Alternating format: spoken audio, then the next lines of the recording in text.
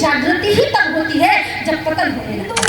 संस्कृति सबकी एक चिरंतन, खून रगों में हिंदू है, विराट सागर समाज अपना, हम सब इसके बिंदु है। आज से हम नववर्ष की ओर बढ़ रहे हैं, तो सबसे पहले तो आप सभी बंधुओं को मेरी तरफ से नववर्ष की हार्दिक हार्दिक शुभकामनाएं। माँ भगवती क्योंकि नवरात्रि में प्रारंभ हुई है, तो आपके जीवन में खूब उत्साह, खूब खुशियां, खूब प्रेम, खूब राष्ट्रभक्ति की ज्वाला को भरे। साथ ही आज राष्ट्रीय स्वयंसेवक संघ के परम पूजनीय प्रथम संचालक श्री केशवराम बलराम हेडगेवार जी की जन्म जयंती भी है। मैं इस मंच से मेरे आदर्श, मेरे प्रेरणा स्रोत पूज्य डॉक्टर साहब हेडगेवार जी के चरणों में प्रणाम करती हूँ। नववर्ष क्या होता है? नववर्ष हमने कभी प्रयत्न किया है, कभी जानने की चेष्टा की है? ये जो 1 जनवरी को शराब पी करके, मांस खा करके, हुड़दंग बजाते हुए, नाच गाना गाते हुए और हजारों करोड़ों लाखों की संख्या में लोग अपने जीवन को तबाह करते हुए मांसाहार करके और कई विभिन्न प्रकार के जानवरों की हत्या करके जो नववर्ष मनाते हैं, क्या वास्तविक में वो 1 जनवरी हमारा नववर्ष है? कदापि नहीं, वो नववर्ष है ही नहीं, क्योंकि नववर्ष में सब कुछ नया होता है। जहाँ कालीमा छाई रहती है, जहाँ कोहरे के धुंध से, ठंडी की ठिठुरन से पेड़ों को चारों तरफ जहाँ जर्जरता आ जाती है, वो नववर्ष नहीं होता। नववर्ष देखना है तो चैत्र शुक्ल प्रतिपदा के तरफ आकर के चारों तरफ जब प्रकृति को निहारोगे तो सुंदर सुंदर नए पत्ते आ जाते हैं, फूलों में रंग भरने लगते हैं, प्रकृति मुस्कुराने लगती है और स्वयं साक्षात मर्यादा पुरुषोत्तम प्रभु श्री राम अवतरण लेकर के इस पृथ्वी पर आते हैं। ये हमारा नववर्ष है। सभी संत समाज के लोग एक स्थान पे कार्यक्रम कर रहे थे, तो उनका कहना पड़ा, आज से 15-20 वर्ष की बात है, पूर्व की बात है, कि देखो भैया हम आपके नगर आए तो नववर्ष में चारों तरफ भगवान नजर आने चाहिए। तो हमारे संघ के कार्यकर्ता घर घर गए और भगवा ध्वज सबको देने लगे और कहने लगे, भैया नववर्ष है, नववर्ष के दिन आप ये भगवा ध्वज लगा लेना। एक 5 साल का बच्चा बाहर निकला और कहता क्या है? बोले बेटा मम्मी को बुलाओ। बोले कि वो अंदर खाना बना रही है, आप बताओ। बोले बेटा कल नववर्ष है, ये भगवा ध्वज अपनी छत पे लगाना। बोले नववर्ष मतलब न्यू ईयर? बोले हाँ, कल न्यू ईयर है, इसको अपनी छत पे लगाना। बोले आप लोग थोड़ा लेट चल रहे हो अंकल, नववर्ष तो 3 महीने पहले चला जा चुका है। बोले कौन सा नववर्ष? बोले 1 जनवरी को नववर्ष आता है। कार्यकर्ताओं को लगा बच्चे को पता नहीं होगा, हाथ फेर करके सिर पे बताया, बेटा तुम्हें गलत बताया गया है, हम भारतीयों का नववर्ष चैत्र शुक्ल प्रतिपदा के दिन आता है। बच्चे को बड़ा उत्साह भी हुआ, लेकिन बुरा भी लगा कि आज तक मुझे किसी ने बताया ही नहीं कि हमारा नववर्ष है यहाँ पे आता है चैत्र शुक्ल प्रतिपदा में। अंदर अपनी माता के पास गया और पूछने लगा, माँ कुछ भैया लोग भगवा गमछा ओढ़ करके आए थे, कह रहे थे कल नववर्ष है, तो मम्मी अंदर से खाना बनाते हुए ऐसे कैजुअल में कहते, हाँ बेटा रख दो एक साइड में, वो हिंदुओं का नववर्ष है। बच्चों ने कहा, माँ तो क्या हम हिंदू नहीं है?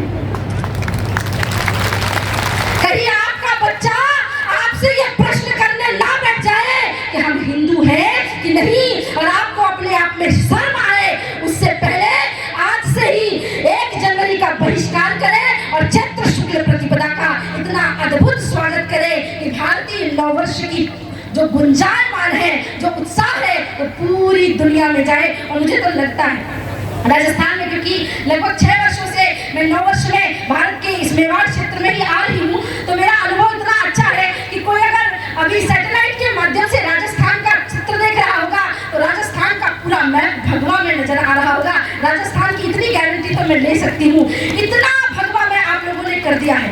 परंतु उसी राजस्थान की माटी में जब हम नववर्ष मना रहे हैं, उसी समय एक चित्र जब मेरी आंखों में आता है कि संसद में खड़ा होकर के संसद के गलियारे पे राणा सांगा के उनके चरित्र पर उंगली उठाता है और कहता है कि राणा सांगा ऐसे थे, तो मुझे याद आता है, अरे सांसद महोदय इतिहास की इतनी अधूरी जानकारी मत रखा करो। मेरे राणा सांगा वो व्यक्ति है, किसी की एक उंगली कट जाए ना तो व्यक्ति भीख मांगने लगता है रोड पे।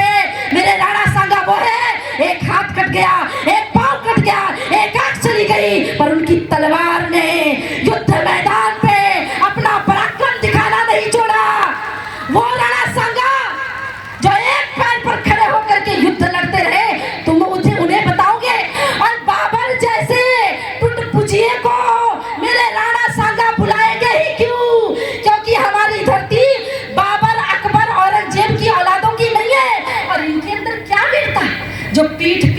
संहार करने वाले लोग।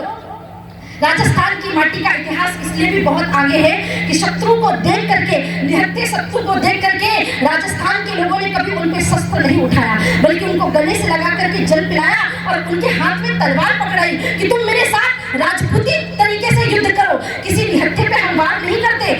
आप लोगों ने कहावत सुनी होगी, इंग्लिश में कहते हैं everything fair love and war, वही उर्दू में कहते हैं मोहब्बत और जंग में सब कुछ जायज है। लेकिन हमारी भारतीय संस्कृति में ऐसा कोई शब्द नहीं है, क्योंकि ना मोहब्बत में कुछ भी जायज है, ना जंग में कुछ भी जायज है। महाभारत जैसा विराट युद्ध जो न भूतो न भविष्यति, उस युद्ध की भी एक गरिमामय भाव थे कि संध्या काल होते ही युद्ध का जब शंखनाद होता था तो युद्ध विश्राम हो जाता था। तो हमारे यहाँ जंग में भी कुछ जायज नहीं है और मोहब्बत में भी हमारे यहाँ तो त्याग की पराकाष्ठा देखना है तो राधा रानी को देख लो, मीराबाई को देख लो, गोपियों को देख लो। 100 वर्ष का वियोग राधा रानी ने सह लिया, लेकिन वृंदावन से 5-7 किलोमीटर दूर मथुरा कभी भगवान कृष्ण को परेशान करने नहीं गए। ये प्रेम होता है हमारे यहाँ। हमारे यहाँ प्रेम में त्याग बताया जाता है और युद्ध में वीरता दिखाई जाती है। कायरों की तरह, अकबर बाबर की औलादों की तरह पीठ पीछे वार नहीं किया जाता, वरना हमारे राजा कुंभा ने कितनी बार मलेशियों को, अरबियों को, तुर्कियों की औलादों को इतना दूर भारत की सीमा से घसीट के भेजा था। हमारे योद्धाओं को हम याद करें, समझे, जाने। लेकिन दुख इस बात का है ना कि हिंदुओं की जागृति ही तब होती है जब पतन होने लगता है। केरला में कुछ हुआ तो हिंदू जागृत हो गया, बंगाल में कुछ हुआ हिंदू जागृत हो गया, राजस्थान वालों ने कहा हमको क्या लेना देना, मध्य प्रदेश वालों ने कहा हमको क्या लेना देना, महाराष्ट्र में जब इंदौर में पथराव हुआ तो नागपुर में, औरंगाबाद में कोई खड़ा नहीं हुआ। लेकिन जब औरंगजेब की मजार को तोड़ने की बात आई तब नागपुर वाला व्यक्ति जागृत हुआ। मुझे बताओ कि भारत के किसी एक कोने पे जब हिंदुओं का पतन हो रहा है, उनके साथ दुर्गति हो रही है, और उसी समय अगर पूरा भारत का हिंदू समाज जागृत हो जाए तो फिर आपके प्रांत में वो आने की नौबत ही नहीं आएगी। लेकिन दुख इस बात का है, आज राणा सांगा के लिए किसी ने कहा तो केवल राजपूत समाज इकट्ठा हो रहा है। जातियों को भूल जाओ प्यारे। राणा सांगा, महाराणा प्रताप, छत्रपति शिवाजी महाराज किसी एक व्यक्ति के राजा नहीं है, किसी एक समाज के नहीं राजा है, वो समस्त हिंदू समाज के राजा है। और हम सबको उनके लिए खड़ा होना पड़ेगा, हम सबको उनके लिए खड़ा होना पड़ेगा। समस्या इसी बात की है, दुख इसी बात का है। और फिर लोग कहते हैं कि देखो यहाँ पे लव जिहाद हुआ है तो फला संगठन के पास चले जाओ। मैं सदैव अपने मंचों से कहती हूँ कि जब गर्मी बढ़ने लगती है, अभी गर्मी आ गई ना, सबको पता है, जब गर्मी बढ़ने लगती है तो लोगों को पेड़ पौधों की याद आती है, जल की याद आती है, ठंडे पदार्थों की याद आती है, पहाड़ों की याद आती है। उसी प्रकार से जब जिस क्षेत्र में आतंकवाद, भ्रष्टाचार, लव जिहाद, पापाचार, लैंड जिहाद और आसुरी शक्तियां जब बढ़ती है, तभी लोगों को राष्ट्रीय स्वयंसेवक संघ और विश्व हिंदू परिषद याद आता है। इसलिए याद रखो कि राष्ट्रीय स्वयंसेवक संघ हम सबकी जननी है और हम आज सुरक्षित हैं तो हम उनकी वजह से है। इसलिए 9 वर्ष में संकल्प लेके जाओ, और संकल्प ना सही तो कम से कम मैं आपके दरवाजे पे आई हूँ, भिक्षा तो मांग ही सकती हूँ। क्योंकि मेरा जन्म ही, मैंने जब लिया होश संभाले तो मैं 3-4 वर्ष की उम्र से, जब मेरे चाचा इत्यादि सब जाया करते थे तो मैं उनके साथ शाखा में जाके बैठी रहती थी। शाखा की पूर्णता के बाद मैं सबको भजन सुनाती थी। तो संघ मेरी जीवन शैली में है, संघ मेरी पद्धति में है। इसलिए आज राजसमंद जिले के लोगों से मैं झोली फैलाकर भिक्षा मांगती हूँ, क्योंकि संघ का शताब्दी वर्ष आने वाला है। यहाँ बैठी हर माता, हर भाई के घर से एक स्वयंसेवक संघ के लिए जाना चाहिए। यही मेरी दक्षिणा और यही मेरी दीक्षा। जय श्री राम। मुझे कभी कभी समझ नहीं आता है कि जब लोग राष्ट्र, धर्म, समाज का कार्य करने के लिए आगे बढ़ते हैं तो लोग उनका सहयोग क्यों नहीं करते। आज बांग्लादेश की स्थिति जब आई तो लोगों ने देखी उस चित्र को, और देख करके वो चित्र देखा नहीं गया। बड़ा आमीन और बड़े अमन, चैन, शांति की बात करने वाला कौन अपने राष्ट्र की प्रधानमंत्री के साथ उसने कैसा बर्ताव किया। उसके अंग वस्त्रों को पूरी सभा में, पब्लिक के बीच में उछाला गया। प्रधानमंत्री को शरण लेने के लिए भारत आना पड़ा। आप मुझे बताइए कि ये सांप्रदायिकता या फिर भाईचारे की जो भावना की बात ये लोग कहते हैं, ये भाईचारा कहाँ है। लोग कहते हैं साध्वी जी ऐसा मत कहिए, मुसलमान देशभक्त हो। और जिहाद की बात करें, लव जिहाद, लैंड जिहाद, भाषा जिहाद, जाने कितने जिहाद फैले हैं, और जिसमें से एक जिहाद सबसे बड़ा है जिसका नाम है लव जिहाद। प्रेम के जाल में बहला करके फुसला करके स्कूलों से, कॉलेजेस से, पार्क से, ट्यूशन क्लासेस से हमारी हिंदू बहन बेटियों को बहलाया जाता है, फुसलाया जाता है, बाइक इत्यादि में घुमा करके। जिस बहन की घरेलू परिस्थिति ऐसी नहीं कि वो 5,000 का भी फोन ले सके, उसे 1-1 लाख के आईफोन गिफ्ट किए जाते हैं, मेकअप इत्यादि के प्रोडक्ट गिफ्ट किए जाते हैं, क्योंकि इनको अरब देशों से फंडिंग आती है। और उसके बाद जब बहन उनके जाल में फंसती है तो उनके साथ गलत संबंध बना के या तो निकाह करेंगे या तो लिव इन में रहेंगे, और उसके बाद भी अगर बहन इनकार कर दे तो अरब देशों में भेज देंगे। अगर बहन थोड़ी समझदार है, नहीं बेच पाए तो फिर 35 टुकड़ों में काट करके फ्रिज में डाल देते हैं। ये इनकी गंदगी है, ये इनकी दूषित मानसिकता है। यहाँ बैठी जितनी माताएं हैं, जितने भाई हैं, मैं आप लोगों से हाथ जोड़ के प्रार्थना करती हूँ, एक दक्षिणा मांगी है कि हर घर से स्वयं सेवक निकलना चाहिए। दूसरी दक्षिणा ये है कि हर बहन के पास आईफोन हो या ना हो, मेकअप के प्रोडक्ट हो या ना हो, महंगे महंगे गहने हो या ना हो, लेकिन हर बहन के पास तलवार जरूर होनी चाहिए। एक तलवार, भारत माता की, चाहे वो तलवार हो, चाहे कटार हो, पेपर स्प्रे हो, अपनी आत्मरक्षा के लिए शस्त्र धारण करना पड़ेगा। लेकिन शस्त्र धारण करने के लिए शास्त्रों का पढ़ना भी बहुत आवश्यक है। भगत सिंह हंसते हंसते फांसी के फंदे पे झूल गए। यहाँ माताएं बैठी, इसलिए मैं बताना चाहती हूँ, उनकी माता विद्यावती की आंखों में आंसू आए तो एक माँ कहती है, अरे माँ, शहीद की माँ होकर रोती है, अच्छा नहीं लगता। विद्यावती कहती है, मैं इसलिए नहीं रो रही हूँ कि मेरा बेटा शहीद हो गया, मैं तो इसलिए रो रही हूँ काश भगवान ने मुझे एक और भगत सिंह दिया होता और मैं उसको भी भारतवर्ष के लिए निछावर कर देती।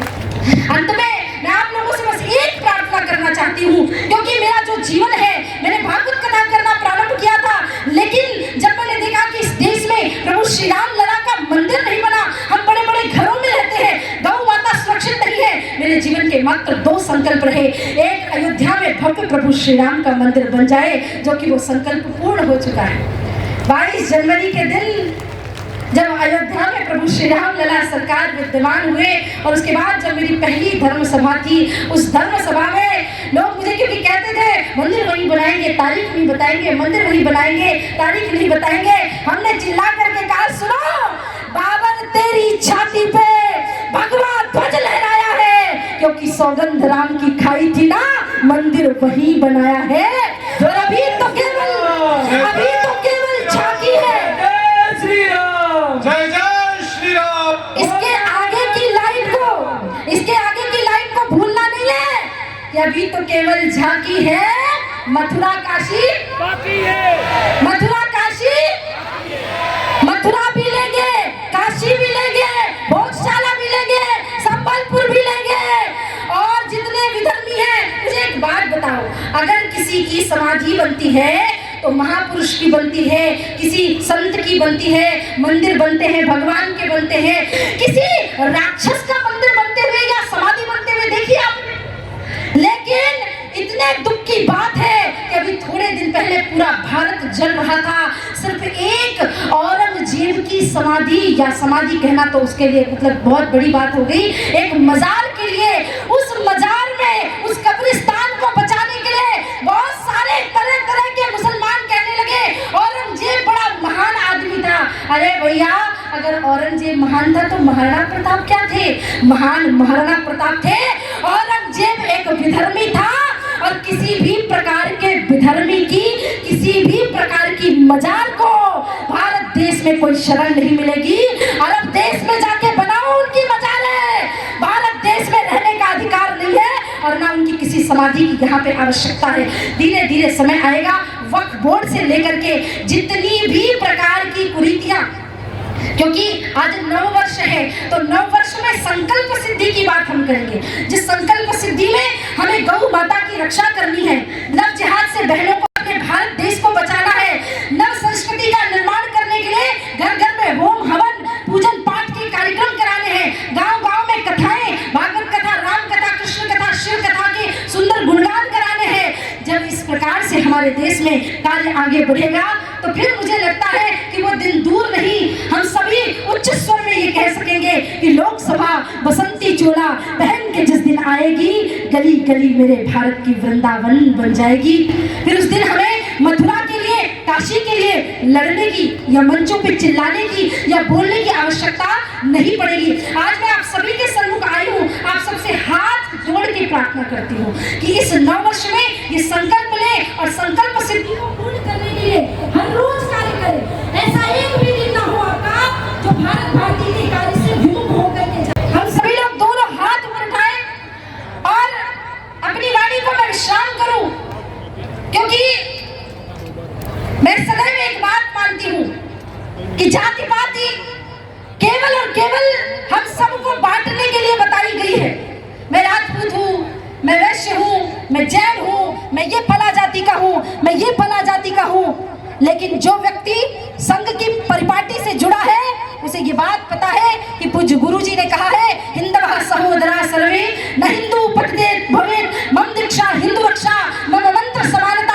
हम सब हिंदू एक है, हमारी एक ही जाति है, वो है हिंदू। संस्कृति सबकी एक चिरंतन, खून रगों में हिंदू है, विराट सागर समाज अपना, हम सब इसके बिंदु है होनी चाहिए। इस बात को याद रखो कि आज हमारे देश को केवल और केवल हिंदुत्व की आवश्यकता है। मैं उस परंपरा की संवाहक हूँ जहाँ मैं एक हाथ में माला और दूसरे हाथ में भाला लेके चलने पे विचार करती हूँ। तो आपको भी ये विचार करना चाहिए। माताओं ध्यान रखियो कि रोटी गोल बने या बेटी से ना बने, भोजन बनाना आए या ना आए, पर आपकी बेटी को तलवार चलाना जरूर आना चाहिए, क्योंकि तलवार छत्राणियों की भी शोभा है। और उस छत्राणी की शोभा, क्योंकि देखो मेरा जन्म हुआ है ब्राह्मण कुल में, लेकिन ये शरीर केवल एक कुल से जन्म ले सकता है। अगर मेरे राणा सागा महाराणा, मेरे शिवाजी महाराज, मेरे संभाजी महाराज के लिए किसी ने कुछ बोला, तो आज साध्वी सरस्वती भी अपने हाथ में जब तलवार लेगी तो वो एक क्षत्रिय धर्म कहलाएगा। जाति से कुछ नहीं होता, कर्म से व्यक्ति महान होता है। तो जब देश के लिए समय आए तो देश का बच्चा बच्चा क्षत्रिय बन जाए। हर बहन के हाथ में, हर भाई के हाथ में माला और भाला जब दोनों होगा तो मुझे लगेगा आपके राजसमंद में मेरा आना सार्थक हो गया, नववर्ष का उत्सव मनाना सार्थक हो गया।